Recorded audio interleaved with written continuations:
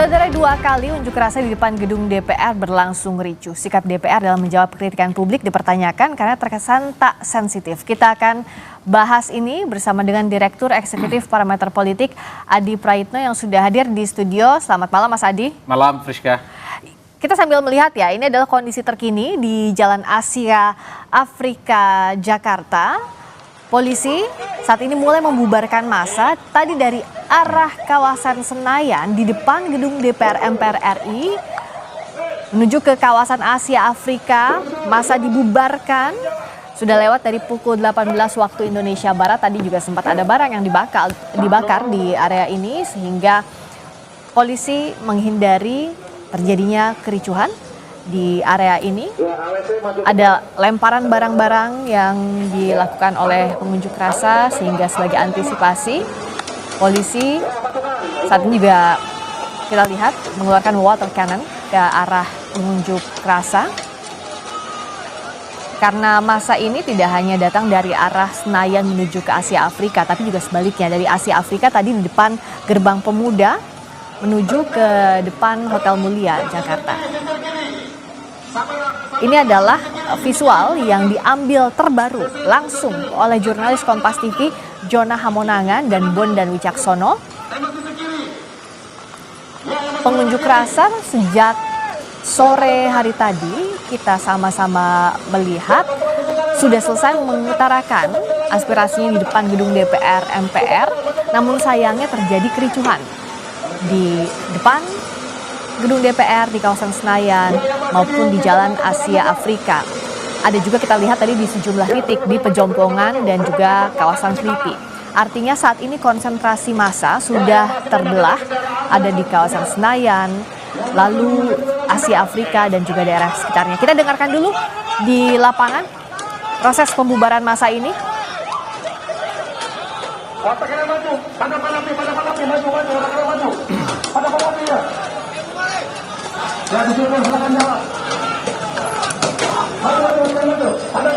Jadi ada beberapa tahap biasanya yang dilakukan untuk pembubaran massa. Satu, yakni diumumkan agar massa mundur dari lokasi tertentu. Berikutnya ini sudah disisir. Massa disisir di sekitar lokasi yang sudah tidak boleh lagi dilakukan unjuk rasa atau yang terjadi kericuhan agar mundur dari area ini, disterilkan lagi dari pengunjuk rasa. Saya coba sapa jurnalis Kompas TV Jona Hamonangan. Tadi juga kita melihat menggunakan helm di area demo ini yang sudah terlihat di kamera. Jona bisa dengar suara saya? Ya, bersihkan. John, tampaknya masih belum bisa mendengar suara saya. Kita lihat pantau kondisi terkini di Asia Afrika. Dari Asia Afrika dialihkan pengunjuk rasa yang di area sini tidak boleh lagi ada yang dibawa oleh polisi. Ini pastinya akan diinterogasi atau yang dicurigai sebagai provokator akan mulai disisir di sekitar Asia Afrika. Ya, tutup. Lalu juga ini masih di kawasan Asia Afrika, massa sudah tidak bisa lagi berada di sini. Pengunjuk rasa tidak boleh lagi ada di sekitar sini. Karena saat ada kericuhan terjadi, otomatis daerah itu akan segera disterilkan. Agar kericuhan tidak semakin meluas atau massa tidak semakin banyak berkumpul di satu titik konsentrasi, apalagi adalah jalan umum di kawasan Asia Afrika. Karena ada barang juga yang dibakar, kita lihat itu di tengah jalan, sehingga agar kondisi kembali aman, kondisi kondusif, ini tidak melebar lagi ricuh yang terjadi di area unjuk rasa. Mas Adi, kita sama-sama lihat ya, sekarang adalah proses pembubaran massa. Di satu sisi kan yang diharapkan unjuk rasa berjalan secara kondusif sampai akhir, tapi sejak Senin kemarin kita lihat di akhirnya ada ekses ini. Apa yang Mas Adi lihat? Apakah ini bentuk kemarahan publik dan bagaimana mengelola ini semestinya? Ya, sebenarnya kalau kita mau jujur, pertama, aksi demonstrasi itu memang seharusnya menjaga ketertiban umum dan menghindari supaya tidak terhindar dari persoalan-persoalan melanggar peraturan ya, karena seperti membakar dan termasuk juga merusak fasilitas publik, itu adalah sesuatu yang memang tidak diperbolehkan. Sekalipun bebas menyampaikan aspirasi, ada kritik dan seterusnya, tapi merusak fasilitas publik, memblokir jalan, ataupun misalnya membakar di tempat umum, itu adalah hal-hal yang memang selama ini dianggap mengganggu ketertiban umum. Tapi Friska, satu hal bahwa kalau kita mau jujur sebenarnya yang melakukan aksi dan protes demonstrasi malam hari ini itu sebenarnya tidak terlampau terdeteksi siapa sebenarnya yang melakukan aksi ini. Karena kalau dulu biasanya kalau kita melihat ada orang demo kan kelihatan misalnya buruh, mahasiswa, Kelompok aktivis mana BEM, begitu ya? kelompok mana dan seterusnya. Setahu kita semua hari ini adalah aktivis buruh dan kelompok-kelompok buruh saya kira sudah melakukan aksi demonstrasi di berbagai tempat termasuk di Jakarta di depan DPR. Mereka menyampaikan begitu banyak tuntutan seperti menghapuskan outsourcing. Mereka juga meminta bagaimana kenaikan upah. Mereka juga meminta supaya tak ada lagi misalnya upah rendah terhadap buruh dan seterusnya. Dan mereka itu setahu kita semua sudah membubarkan sejak siang hari. Ya. Nah, yang menjadi tanda tanya itu adalah siapa sebenarnya kelompok-kelompok pihak-pihak yang setelah buruh itu bubar, tapi kemudian ada lanjutan aksi demonstrasi yang saya kira dari segi isu, dari segi organisasi, termasuk juga dari segi penyampaian aspirasi, itu adalah mereka-mereka yang per hari ini sulit untuk dideteksi, terutama oleh masyarakat secara umum. Bahkan kalau kita mau jujur sebenarnya, kita mau melihat dari dekat saja aksi demonstrasi hari ini, nggak bisa karena jalanan diprotes. Tadi waktu saya jalan ke Kompas sekalipun, lewat Pondok Indah, lurus ke Palmerah, itu jalanan sudah mulai crowded. Bahkan saya diminta untuk kembali sebenarnya karena jalanan di belakang Palmerah ini ditutup, Friska. Ya. Itu yang saya kira, saya kok mendeteksi yang banyak turun ke jalan itu kelihatan anak-anak muda seperti remaja, syukuran anak-anak SMA, dan mereka itu berjalanan secara bergelombol dan berkelompok. Dan mereka terus terang apa yang sebenarnya ingin disampaikan oleh mereka. Ya. Karena tidak ada spanduk, tidak ada baliho yang kemudian kita bisa tampilkan dalam hal ini. Bagaimana harus berhati-hati untuk menghadapi kondisi seperti ini, Mas Adi? Karena bicara soal demonstrasi, kita lihat juga kan di media sosial, ini sensitif. Artinya banyak juga orang yang ingin menyuarakan pendapatnya lewat demo, kanal yang ada, kita katakanlah ini kanal untuk menyuarakan pendapat dari mulai Senin hingga hari ini.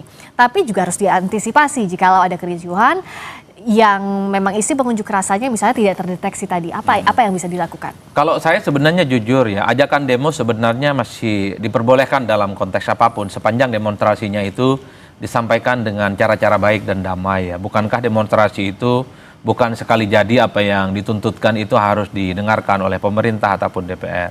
Bagi saya untuk mengantisipasi hal-hal yang semacam ini, jadi bagi siapapun pihak-pihak yang memang tidak tahu persis persoalan demonstrasi, isunya apa, yang kemudian melakukan aksi protesnya siapa, saya kira memang seharusnya menghindar dan menjauh, Friska. Ini tentu untuk menghindari tindakan-tindakan yang tidak diinginkan. Kalau kita mau jujur, dari tampilan visual yang disampaikan oleh Kompas TV, ini kan sudah head to head dengan pihak aparat keamanan kan, dan mereka dibubarkan. Karena setahu saya penyampaian aksi dan protes demonstrasi itu kan ada limit waktunya. Ya. Jadi kalau lewat jam 6 sore dia nggak boleh melanjutkan, dia harus membubarkan diri. Karena kalau tidak membubarkan diri dia akan dibubarkan. Ini tentu untuk menjaga ketertiban umum. Jadi kalaupun toh aspirasinya, protes-protesnya tidak didengarkan, besok tinggal datang lagi dengan cara yang sama, dengan cara yang sama. Jadi bagi masyarakat yang ada di sekitar Senayan, di Palmerah, ada di Ben Hill, ada di Penjombongan, kalau ada peristiwa-peristiwa semacam ini sebaiknya menjauhkan diri untuk menghindar, untuk mengantisipasi supaya tidak ada tindakan-tindakan dan peristiwa-peristiwa yang itu tidak kita inginkan. Betul. Kita lihat ya di sebelah kanan layar, tampaknya sudah mulai dibuka lagi arus lalu lintas. Ini kan di depan Asia Afrika ya Mas ya, itu yang sebelah kanan. Ya. Sudah bisa dibuka kembali, sudah bisa dilalui. Kita lihat perkembangan ini bersama jurnalis Kompas TV Jona Hamonangan. John, kalau kita lihat di lokasi tampaknya arus lalu lintas di depan di area Jalan Asia Afrika ini sudah mulai dibuka, betul ya Jona?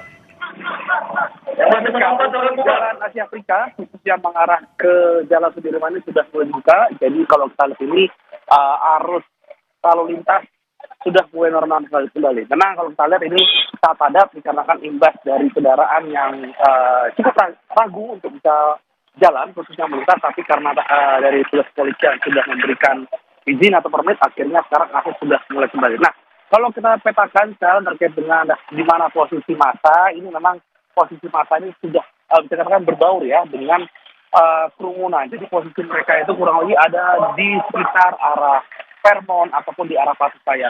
Jadi memang dari pihak polisian ini menunggu dulu di sisi jalan khususnya di Asia Afrika yang mengarah ke Sudirman atau yang ada pertigaan itu, nanti ketika sudah dirasa sudah cukup aman atau secure, antara dari petugas yang akan maju menghalau massa atau mungkin massa yang maju nanti polisi akan melaksanakan blokade. Ya pasti penguraian massa ini sudah dilakukan, sudah dipecah. Kalau kita lihat beberapa massa yang ada di Jalan Pemuda juga sudah dinetralkan, sudah mulai tunggu mundur dan kami tadi melihat juga dari petugas sudah menggunakan gas air mata untuk menghalau mereka maju kembali. Jadi memang kalau kita lihat ini untuk jalan sudah satu akses saja untuk normal. Memang untuk yang dari arah Asia Afrika untuk mengarah ke Hotel Mulia atau yang mengarah ke Jalan Pemuda sekarang ditutup dalam rangka untuk mencegah adanya eskalasi atau antisipasi massa kembali lagi maju ke depan. Jadi ini sekarang sudah masih pukul 18.25, ini sudah mulai lagi jalan normal khususnya yang dari arah Pasupaya menuju ke arah Sudirman, khususnya pertigaan yang di sampingnya adalah area Gelora Bung Karno. Oke, jadi sekarang sudah bisa dilintasi dan kondisi sudah mulai aman. Jona, kalau Anda lihat tadi kan ada kendaraan pengurai massa juga yang digunakan polisi. Apakah sudah tidak terlihat memang pengunjuk rasa di sana? Untuk massa yang satuan demonstran ya, ini sebenarnya kalau dari sisi saya ini sudah tidak terlihat karena mereka masuk ke keluar antara gang atau antara jalan kecil seperti itu. Tapi nanti mereka secara bergerombol, secara berkelompok, tiba-tiba nanti muncul ke arah ke polisi. Jadi memang mereka sendiri juga punya macam taktik dan strategi ya untuk bisa menghindar dari petugas. Kalau kita lihat tadi di Jalan Pemuda kurang lebih sekitar 1 jam, masanya mundur, kemudian maju lagi, begitu terus. Jadi mereka sendiri juga sebenarnya juga menghitung kemampuan dari kepolisian untuk menghalau. Namun kalau kita lihat sekarang ini di depan juru kamera saya, di depan saya ini dari pasukan dari Dalmas, dibantu Brimob menggunakan motor, ini standby. Jadi ketika nanti terlihat ada massa di ujung mereka berniat maju atau masuk, nanti langsung dihalau atau langsung dipukul mundur. Strateginya salah satunya bisa dengan gas air mata, bisa juga dengan water cannon langsung ditembakkan, dikarenakan water cannon ini tekanannya cukup kuat, jadi memang untuk massa terhalang atau mungkin tersendat untuk bisa memaksa maju ke depan. Massa sendiri kami tadi melihat ada menggunakan batu, serpihan, botol, beling bahkan batu untuk menyerang maksudnya atau mungkin melemparkan ke arah petugas sendiri. Oke, terima kasih Jona. Saat ini lalu lintas di area Jalan Asia Afrika sudah dibuka. Kita lihat di sebelah kanan layar Anda, kendaraan roda 2 maupun roda 4 sudah bisa melintas di lokasi ini. Massa sudah diurai, sudah dibubarkan dari Asia Afrika yang jadi salah satu titik konsentrasi massa. Bicara soal unjuk rasa ini bukan hanya soal membubarkan massa sekarang, tapi kan kita lihat bahwa ini imbas dari ketidaksensitifan anggota dewan kita di gedung Senayan, di gedung DPR MPR RI. Di tengah kondisi seperti ini ada pernyataan-pernyataan kontraproduktif yang dilontarkan sehingga membuat kemarahan dari publik. Nah, bagaimana pula wakil rakyat harus menjawab kritikan masyarakat ini? Kita akan bahas di Sapa Indonesia Malam usai jeda.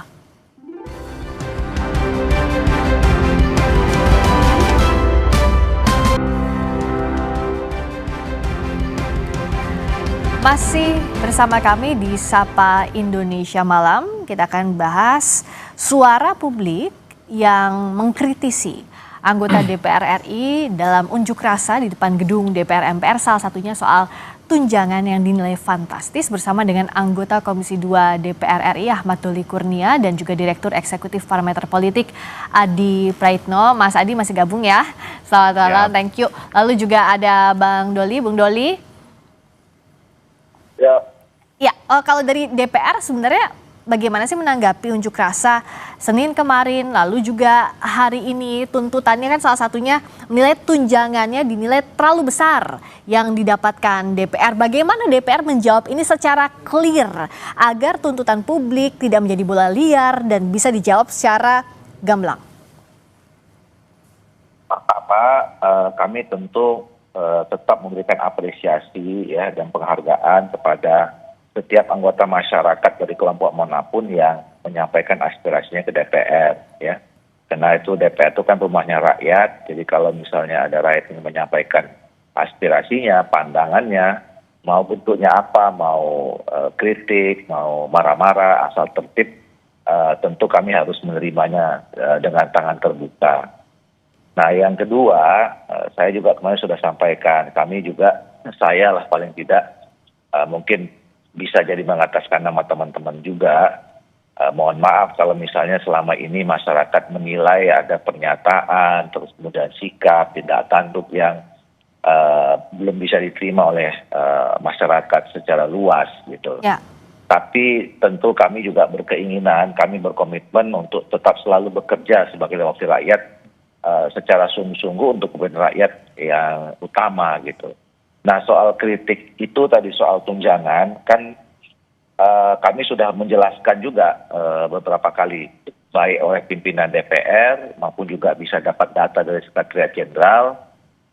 Kalau kemudian selama ini yang menjadi sorotan itu adalah tunjangan perumahan, nah kemarin kan sudah dijelaskan juga oleh pimpinan DPR bahwa tunjangan itu merupakan kemarin kan periode-periode sebelumnya rumah anggota DPR itu kan ada rumah dinasnya, dan kemudian untuk periode yang ini itu tidak ada rumah dinas lagi, makanya kompensasinya adalah diberikan tunjangan rumah dalam waktu 1 tahun untuk mengontrak rumah selama 5 tahun. Ya. Makanya nanti berakhir sampai bulan Oktober. Kira-kira gitu, Tris. Nah, Bung Doli kalau misalnya menjawabnya secara adem, tidak mengeluarkan kata-kata yang menyakiti hati masyarakat, mungkin unjuk rasa ini tidak akan menjadi besar atau bahkan terjadi ricuh. Bung Doli tadi kan sempat menyampaikan juga minta maaf kalau ada pernyataan yang tidak sensitif. Nah, gimana sih DPR menegur anggotanya yang dianggap melakukan atau melontarkan pernyataan yang tidak sensitif di tengah kritik publik, mengatakan dengan kata-kata yang kasar atau bilang bahwa ya ini perlu tunjangannya besar karena memang jauh rumahnya dan lain-lain. Ini kan dianggap tidak sensitif dan tentu saja akan cepat memantik reaksi publik. Gimana Bung Doli? Ya, anggota DPR itu kan terdiri dari anggota DPR ya. Dan sebetulnya kita posisinya secara umum sama. Makanya kalaupun disebut ketua DPR itu kan House of Speaker ya. Jadi itu menunjukkan bahwa kita punya semangat kolektivitas, kolegial yang sama. Statusnya juga sama. Hak dan kewajibannya juga sama gitu. Nah, jadi kalaupun kemudian misalnya tadilah katakan ada anggota DPR yang pernyataan sikapnya yang kurang bisa diterima oleh rakyat atau masyarakat gitu ya. Nah, kita juga harus bisa memahami mungkin setiap anggota DPR, setiap manusia punya gaya, punya cara komunikasi yang berbeda-beda gitu ya. Ya juga mungkin situasinya juga yang dihadapi pada saat hari itu atau besok juga berbeda-beda. Nah, tentu juga bisa kita maklumi perbedaan-perbedaan di antara sesama anggota DPR itu gitu. Nah, tapi kalau kemudian secara institusi, ya kalau ada pernyataan seperti itu, ya paling informal saja ya, kita mungkin saling mengingatkan di antara sesama kita gitu. Tapi kalau dalam mekanisme yang formal, ya itu kita punya MKD, tapi itu kan berdasarkan aduan ya terhadap anggota DPR yang dianggap melanggar etik, dinilai oleh publik gitu. Oke, Mas Adi, kan kalau kita pasti berharap wakil-wakil kita di Senayan itu punya sensitivitas, punya kemampuan komunikasi publik di atas rata-rata, menempatkan empati di atas ini. Nah, dengan menjawab kemarahan publik, apa yang bisa dilakukan untuk meredamnya, Mas Adi? Ya, saya kira kalau kita mau jujur sebenarnya banyak sekali tuntutan dan aspirasi yang muncul dari bawah, dari aktivis, mahasiswa, dari rakyat terkait dengan situasi kondisi saat ini yang disampaikan ke anggota Dewan. itu kan memang belakangan ini bahkan sejak lama Friska itu memang sulit ya untuk bisa diwujudkan dan bahkan dalam banyak hal itu diabaikan. Ya. Tapi bagi saya secara prinsip minimal kalaupun toh aspirasi rakyat itu tidak didengarkan, tidak diimplementasikan, minimal kawan-kawan yang ada di Senayan di sana tidak memberikan statement-statement yang relatively ya justru menimbulkan kegaduhan. Nyebut misalnya 50 juta tunjangan itu kan dianggap ini nggak seberapa dan ini masih kurang. Bahkan menyebut dengan istilah-istilah yang cukup sarkas. Bahkan Indis ekonomi gitu Mas ya kan? Dan bahkan ada yang menyebut Bintaro sama Senayan jauh loh, kira-kira begitu. Itu kan yang semakin membuat publik itu agak sedikit nggak empati pada akhirnya pada Dewan dan kemudian DPR secara kelembagaan. Nah yang kedua bagi saya secara prinsip, sekeras apapun kekecewaan kita terhadap DPR, kinerja target legislasi mereka tidak sesuai dengan harapan. Misalnya kebijakan-kebijakan muncul masih jauh panggang dari api, tapi saya selalu mengatakan bahwa harus menghindari tindakan-tindakan yang itu merusak ketertiban umum. Tidak boleh memblokir jalan, kemudian membakar ban, dan kemudian melempar hal-hal yang sifatnya destruktif dan merusak. Friska, kita ini adalah mantan aktivis. Saya menjadi aktivis demo itu hampir 10 tahun ya. Karena saya kira bagi saya secara prinsip bahwa apa yang kita sampaikan hari ini tidak mungkin langsung didengarkan, tapi dia butuh proses panjang, butuh investigasi, butuh protes-protes yang saya kira secara kontinu itu harus dilakukan. Jadi bagi siapapun, adik-adik kita, mahasiswa kita, rakyat yang kemudian terjun demo kepada DPR selama sehari 2 hari ini, memang harus disampaikan dengan tertib. Jika hari ini aspirasinya itu tidak disampaikan, besok bisa datang lagi, besok lagi juga demo lagi. Yang paling penting adalah menjaga ketertiban dan yang paling penting adalah menjaga bagaimana situasi dan kondusif. Nah yang paling penting adalah imbauan kepada masyarakat dan sekitarnya, Friska. Jadi masyarakat yang memang tidak terkait dengan aksi protes dan demonstrasi hari ini, tidak tahu siapa yang melakukan aksi dan protes, sebaiknya mereka itu adalah menghindar dan menjauh.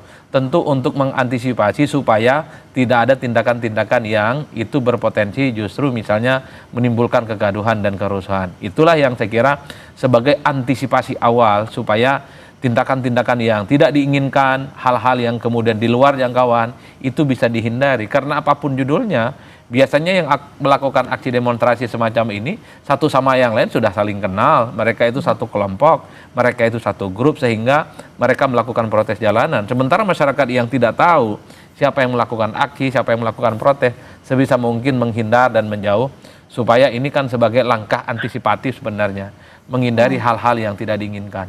Saya kira di situ konteksnya, Priska. Nah tapi secara pribadi menurut Mas Adi perlu nggak mereka yang menyampaikan hal-hal kontraproduktif itu yang meminta maaf? Kan yang bikin orang marah itu adalah nggak langsung minta maaf, tapi denial dulu, kasih lagi pernyataan lain yang dianggap lawan. Mestinya begini, para pejabat publik, anggota Dewan kita memang sebisa mungkin menghindari statement-statement yang sifatnya provokatif dan justru menimbulkan kerusuhan. Apa yang terjadi di Pati sebenarnya adalah trigger seorang bupati dipilih secara langsung, bahkan di demo ramai-ramai diminta mundur oleh rakyatnya. Begitupun dengan anggota Dewan yang saya kira rata-rata mereka itu adalah public figure juga kan.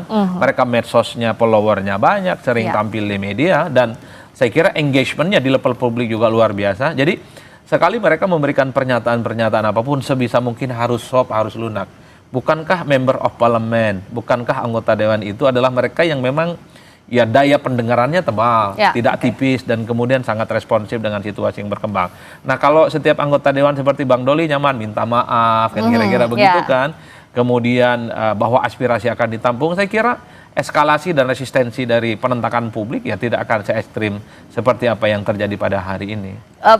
Bang Doli juga setuju bahwa harusnya nggak resisten. Siapapun yang mengeluarkan pernyataan ya, secara pribadi semestinya minta maaf dulu. Karena kan kalau anggota DPR nggak punya celah buat asbun, nggak boleh asal bunyi, nggak boleh asal mengeluarkan pernyataan gitu ya, Bung Doli. Iya, itu yang tadi saya katakan bahwa memang kan kadang-kadang cara daya komunikasi kita tuh beda-beda, apalagi tergantung situasi pada saat itu.